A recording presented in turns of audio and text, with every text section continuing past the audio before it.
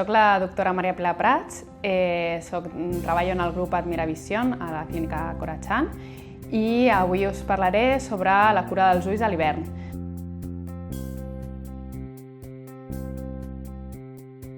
L'hivern és una època de més recolliment, que estem més hores a casa i fem servir molt la visió propera, tant ja sigui amb el mòbil, tablets o bé llegint també a casa. Això pot produir a vegades més sequedat als ulls. Per una banda, l'ambient, com la calefacció, que pot produir més sequedat, i per una altra banda, les pantalles també poden fer que ens notem els ulls més irritats. El fet d'estar concentrats mirant ja sigui la pantalla o un llibre fa que parpellegem menys vegades i, en conseqüència, la llàgrima s'evapora més fàcilment i hem de vigilar aquests aspectes.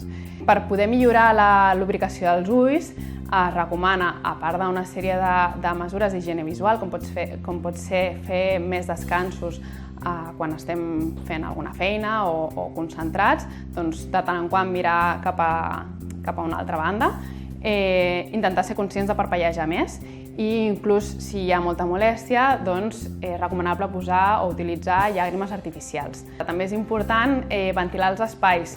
Cada cert temps seria important fer ventilacions per poder airejar l'ambient i que no estigui tan carregat per també descansar la mirada.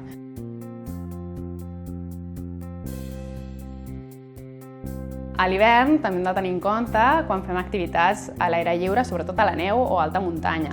En aquestes condicions la llum reflexa a la neu i el sol incideix més fàcilment en els ulls.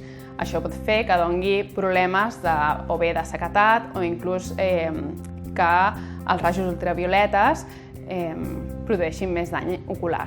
Seria important unes ulleres de sol, però amb un filtre almenys de nivell 4. Hi ha diferents nivells de protecció i el que et protegeix més en aquestes condicions seria el de nivell 4. Sí que pot ser que aquestes ulleres de nivell 4 produeixin certa dificultat a l'hora de conduir.